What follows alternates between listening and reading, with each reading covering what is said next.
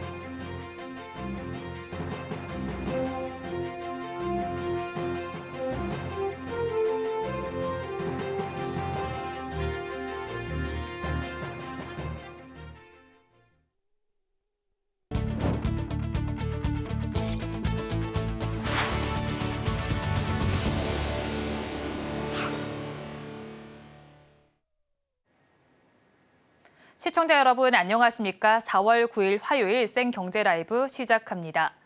첫 소식입니다. 미국 정부가 TSMC에 이어 삼성전자에도 대규모 보조금을 지급할 예정입니다. 최대 70억 달러를 받을 것으로 보이는데요. 삼성전자는 미국 테일러 공장에 연구개발센터 등 새로운 시설을 구축할 전망입니다. 윤혜림 기자가 전합니다. 다음 주 발표될 예정인 삼성전자의 반도체 보조금 규모에 관심이 쏠리고 있습니다. 앞서 TSMC가 미국 정부로부터 66억 달러에 달하는 반도체 보조금을 지원받기로 해 삼성전자의 보조금에 관심이 더욱 커진 상황. 실제 TSMC의 보조금 규모는 당초 예상됐던 50억 달러보다 크게 늘었습니다. 업계에 따르면 미국 정부는 삼성전자에 반도체 보조금 60억에서 70억 달러를 줄 것으로 전망됩니다. 우리 돈 최대 9조 5천억 원 수준으로 인텔과 TSMC에 이어 세 번째로 큰 규모입니다. 인텔은 85억 달러의 반도체 보조금을 받기로 했습니다. 현재 삼성전자는 미국 텍사스주 테일러시에 약 23조 원을 투자해 반도체 공장을 짓고 있습니다. 삼성은 그동안 생산시설에 대한 계획만 밝혀왔는데 이번 보조금을 통해 이곳에 연구개발센터와 패키징 등 4개 시설을 신설할 것으로 관측됩니다. 미국 정부가 글로벌 반도체 공급망을 미국 중심으로 재편하겠다며 공격적으로 보조금 지급 계약을 하자 해당 기업들도 미국에 대한 투자를 늘리고 있는 상황입니다. TSMC는 66억 달러의 보조금을 받고 미국에 대한 투자액을 250억 달러에서 650억 달러로 확대하기로 했습니다. 여기에 2030년까지 애리조나에 세 번째 공장을 추가로 건설한다는 계획입니다. 삼성전자도 이번 계약으로 테일러시 반도체 투자 규모를 170억 달러에서 440억 달러로 끌어올릴 것이란 관측이 나오고 있습니다.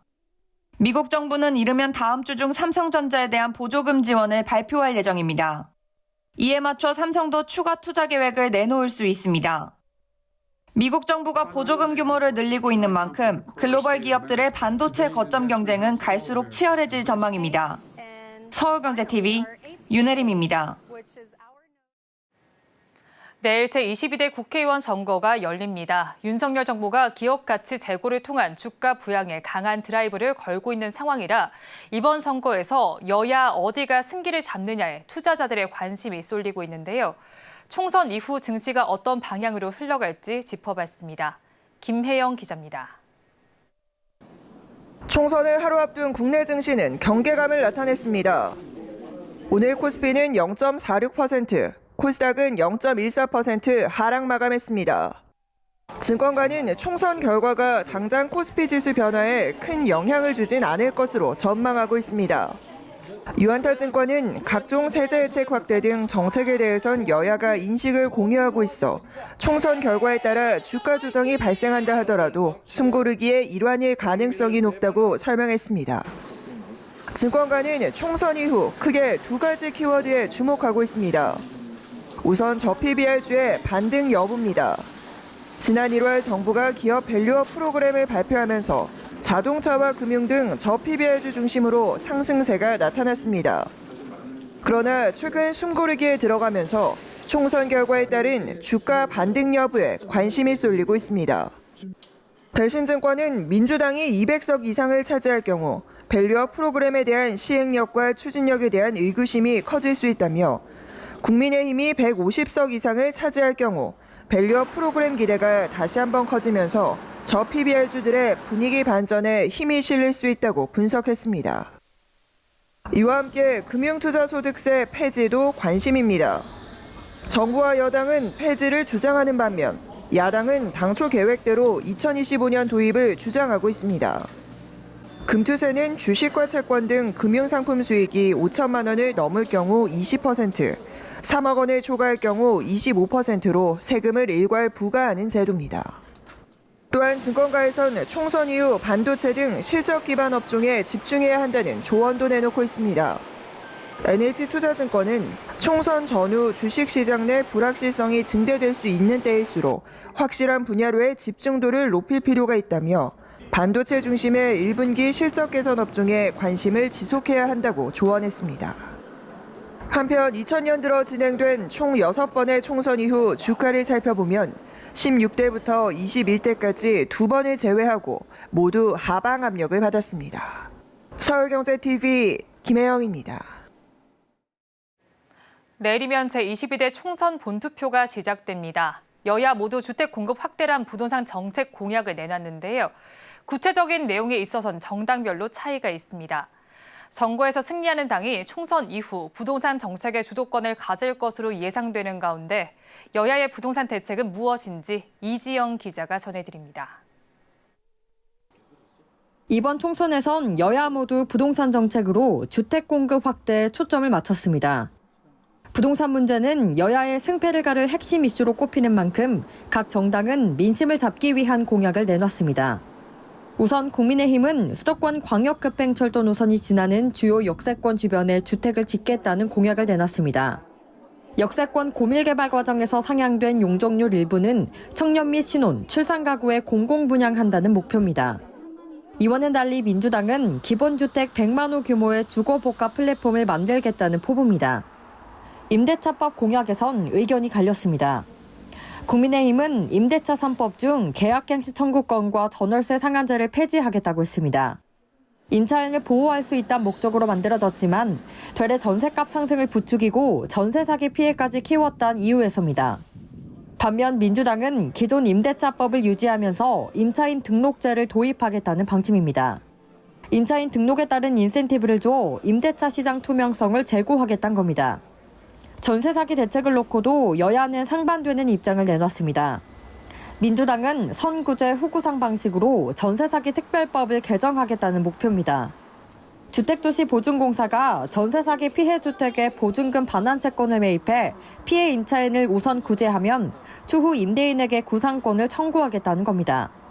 반면 국민의힘은 선구제 후구상을 할 경우 악성 임대인의 채무를 세금으로 갚아주게 되는 것이라며 지난해 5월 제정된 전세사기 특별법을 예정대로 추진하면 된다는 입장입니다. 서울경제TV 이지영입니다.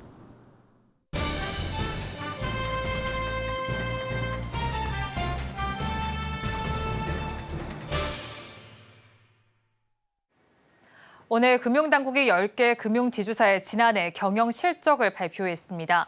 10개 지주사들의 당기 순이익이 소폭 늘어 역대 최대치를 다시 경신했습니다. 권역별로 보면 은행과 보험이 지주사의 이익 증대를 견인했습니다. 하지만 올해 실적은 홍콩 ELS 자율 배상과 부동산 PF 리스크가 변수로 크게 작용할 것으로 예상돼 비상이 걸렸습니다. 자세한 내용 이연아 기자와 알아봅니다. 어서 오세요. 안녕하세요. 네, 먼저 오늘 금융당국이 발표한 금융지주사들의 경영 실적 결과를 살펴보겠습니다. 어떻게 나왔습니까? 네, 이번에 금융당국의 경영 실적 집계에 들어간 지주사는요. KB 신한, NH농협, 하나, 우리, BNK, DGB, JB, 한투, 메리츠 등 총 10곳입니다. 10개 금융지주사의 연결 총 자산은 3,530조 7천억 원으로 전년 대비 3.3%, 112조 6천억 원이 증가했습니다. 단기 순이익 변화에 대해서 좀 더 자세히 알아보겠습니다. 단기 순이익이 역대 최대치를 경신했다고요? 네, 그렇습니다. 이 10개 금융지주사들의 지난해 연결 단기 순이익을 살펴보면요. 21조 5,246억 원으로 전년 대비 0.4%, 776억 원이 증가했습니다. 사실 3년 연속 21조 원대를 기록하고 있는데 지난해 연결 단기 순이익이 가장 높은 것으로 집계되면서 역대 최대치를 경신했습니다. 권역별로 이익 증감 변화를 살펴보면은 은행보험이 이익이 늘었지만 금융투자와 카드, 캐피탈, 저축은행 등 여전사 이익은 감소했습니다. 은행은 5.4%, 그리고 보험은 43.6% 각각 이익이 증가한 반면 금융투자는 37.9%, 여전사는 24.6% 각각 감소했습니다. 금융지주사 전체 자산 중 권역별 비중을 살펴보면 포트폴리오와 사업 전략을 한눈에 알 수 있죠. 자산 비중을 권역별로 살펴보면 어느 권역이 가장 높습니까? 네, 여전히 지주사 자산 중에는 가장 큰 비중 은행이 차지하고 있는 것으로 확인이 됐습니다. 구체적으로 살펴보면 은행이 74.9%로 가장 높고 금융투자가 10.3%, 그리고 보험이 6.8%, 카드캐피탈 저축은행 등 여전사가 6.7% 순서였습니다. 자산 증감 부문에서는 금융투자가 가장 큰 폭으로 증가를 했고 보험은 가장 큰 폭으로 감소를 한 것으로 확인이 됐습니다. 전년 대비 금융투자는 13.3% 상승하며 가장 큰 폭 증가를 기록했고 은행은 3.2%, 여전사는 2.4% 증가했습니다. 반면 보험은 전년 대비 9.1% 자산이 감소했는데 새 국제 회계 기준 도입으로 이 자산 항목이던 보험계약 대출 등이 보험부채 평가에 반영된 결과라는 게 금감원의 설명입니다. 단기 순이익과 자산은 소폭 늘었지만 마냥 웃을 수만은 없는 상황이잖아요. 중요한 자산 건전성 부문은 악화가 됐다고요? 네, 그렇습니다. 이 건전성 악화가 가장 큰 문제로 지금 제기되고 있는데요. 이 지주사의 자산 건전성 지표인 고정이하 여신 비율, 부실채권은 0.72%로 전년 말 0.49%와 비교를 하면 0.23%포인트 상승했습니다.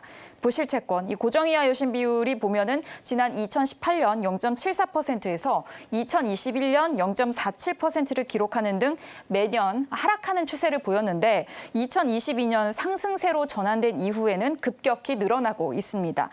신용 손실 흡수 능력을 판단하는 지표인 대손충당금 적립률도 전년 대비 19.9%포인트 하락한 150.6%로 떨어졌습니다. 이런 상황에서 금융당국은 연일 금융사들을 향해 충당금 적립률을 높이라고 압박하고 있습니다. 지주사들의 고민이 깊을 것으로 보이는데요. 네, 그렇습니다. 금융당국은 향후에 경기 둔화나 아니면 고금리 기조 장기화 등에 따른 위험 요인을 막기 위해서 금융사들에게 충당금 적립률을 높이라고 연일 압박하고 있습니다. 대내외적 환경은 하지만 쉽지가 않은데요. 금융권에서는 지난해보다 올해가 더 쉽지 않을 것이라는 분위기가 많습니다.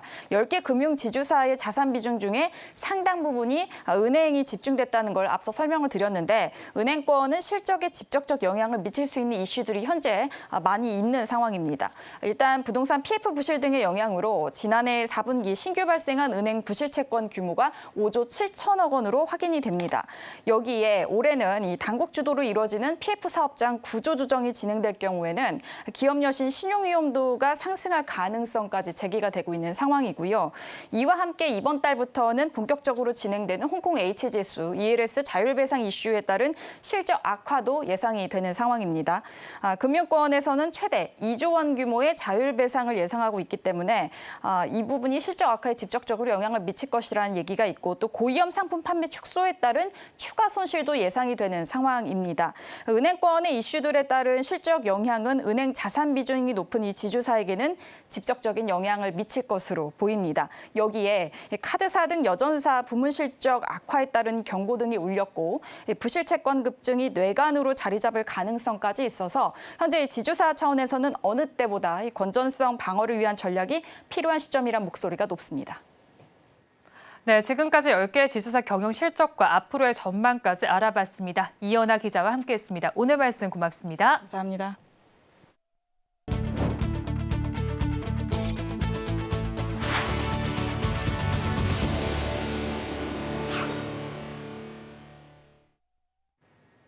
자동차 업계가 시트와 타이어 등 자동차 부품의 재활용 소재 사용을 늘리고 있습니다. 전기차 같은 친환경차 시대가 서서히 오고 있는 가운데 차량 부품에도 친환경 소재 사용이 늘고 있는 겁니다. 김효진 기자입니다. 한국 타이어의 전기차 전용 타이어, 세계 최초로 버려진 플라스틱으로 만들었습니다. SK케미칼과 효성 첨단 소재, 한국 타이어는 2년에 걸친 공동 연구 끝에 순환 재활용 페트 섬유 타이어 코드를 적용한 전기차 전용 타이어 개발에 성공했습니다. SK케미칼은 순환 재활용 페트를 공급하고 효성 첨단 소재는 이를 원료로 고강도 재활용 폴리에스터 원사 타이어 코드를 개발했습니다. 한국 타이어는 프리미엄 전기차용 타이어 브랜드에 적용했습니다.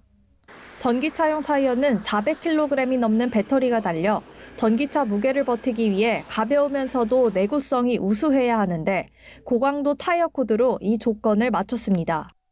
이 타이어는 독일 완성차 기업의 전기차에 탑재될 예정입니다. 친환경 소재를 통해서 온실가스 감소라든지 미래의 지향적인 부분들을 활성화한다는 측면에서 기업의 이미지를 제고하고 지난달 21일 현대차 고급 브랜드 제네시스가 출시한 G90 블랙. 시트 등의 재활용 소재를 활용했는데 소재의 고급감을 살렸다는 평가가 나옵니다.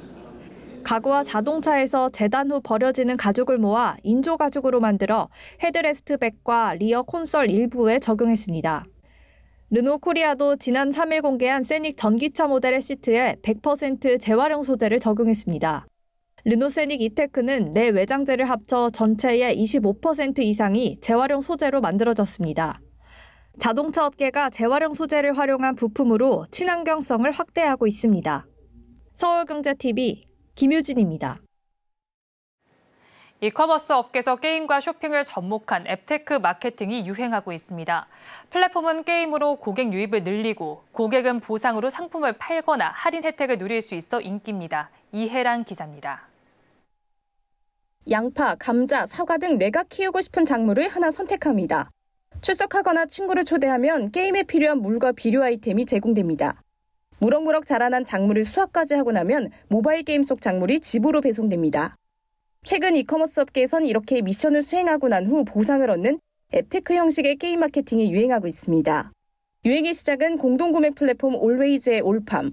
올팜의 인기에 이커머스 업체들도 앱테크 게임 마케팅을 잇따라 펼치고 있습니다. 이마트는 오늘 농사게임 앱테크 이마트팜을 4달 출시한다며 베타 테스터를 모집한다고 밝혔습니다. 이용자는 출석하거나 전단을 보거나 리뷰를 작성하면 보상을 얻을 수 있습니다. 컬리도 지난해 가상의 테라스 속 화분에 작물을 키우는 게임 마이 컬리팜 서비스를 열었습니다. 컬리는 게임 이용자는 비이용자 대비 컬리 앱을 4배 이상 더 많이 방문했다며 도입 효과를 설명했습니다. 11번가는 고객이 랜선 집사가 돼 고양이를 키우는 게임 11 키티즈를 선보였습니다. 상품을 검색하거나 구매하는 등의 미션을 수행하면 고양이 사료와 간식이 제공됩니다. 11마리의 아기 고양이를 키우면 홍삼, 햄버거 등 고객이 고른 상품이나 할인 쿠폰 등이 주어집니다. 11번가는 앞서 11클로버 게임으로 누적 접속 횟수 1억 2,800만 회를 기록하고 고객들의 상품 탐색 빈도를 수십 배까지 높였다며 앱테크가 전반적으로 플랫폼 활성도를 높인다고 설명했습니다. 게임으로 고객의 트래픽을 늘리고 연계 상품 판매를 이끄는 앱테크 마케팅. 고객들의 반응에 당분간 해당 마케팅의 유행은 지속될 것으로 보입니다. 서울경제TV 이혜란입니다. 윤석열 대통령이 오늘 AI와 AI 반도체 분야에 2027년까지 9조 4천억 원을 투자하고 AI 반도체 혁신 기업의 성장을 돕는 1조 4천억 원 규모의 펀드를 조성하겠다고 밝혔습니다. 윤 대통령은 오늘 오전 용산 대통령실에서 주재한 반도체 현안 점검 회의에서 지금 벌어지고 있는 반도체 경쟁은 산업 전쟁이자 국가 총력전이라며 이같이 말했습니다. 윤 대통령은 전시 상황에 맞먹는 수준의 총력 대응 체계를 갖추기 위해 반도체 산업 유치를 위한 투자 인센티브부터 전면 재검토하겠다며 주요 국가의 투자 환경과 지원 제도를 종합적으로 비교 분석해 우리나라 실적에 맞는 과감한 지원책을 마련할 것이라고 강조했습니다. 특히 윤 대통령은 인공지능 반도체 시장을 선점하기 위한 AI 반도체 이니셔티브를 직접 제시하며 AI 기술 분야에서 G3로 도약하고 2030년 세계 시스템 반도체 시장 점유율을 10% 이상 달성하겠다고 밝혔습니다.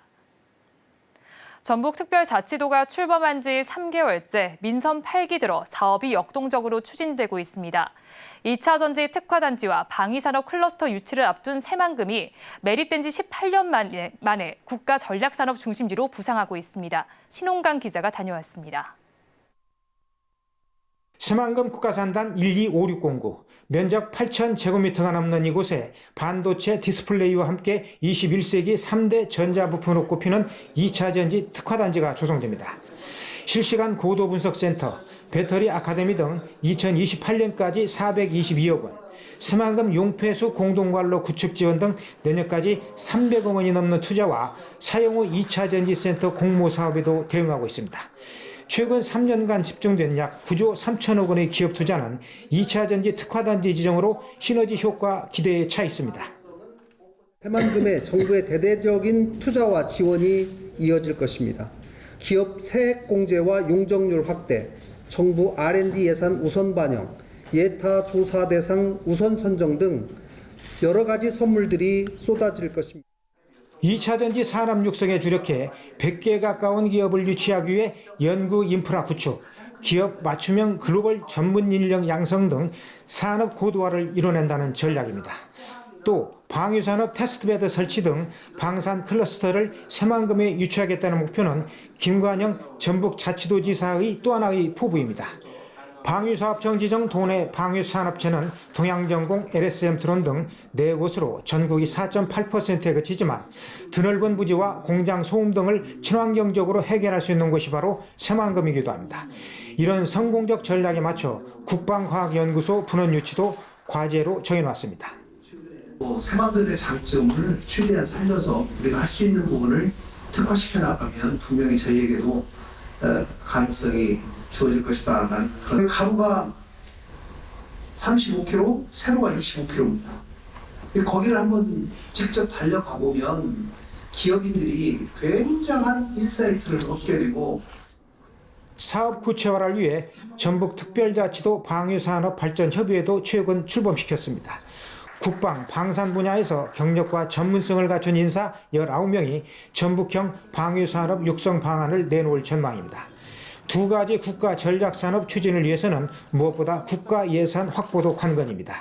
2차 전지는 공모 중인 실시간 고도분석센터와 사용 후 2차 전지센터 사업을 따내는 데 힘을 쏟고 있고 인프라 구축을 위한 국가 예산 확보 활동도 지속하고 있습니다. 방산 분야는 발사차 핵심 소재, 구조체 신뢰성 평가센터 공모 대응과 국가 시험시설 유치에 이어 내년 전북대 방산학과 설립에도 전력을 다하고 있습니다.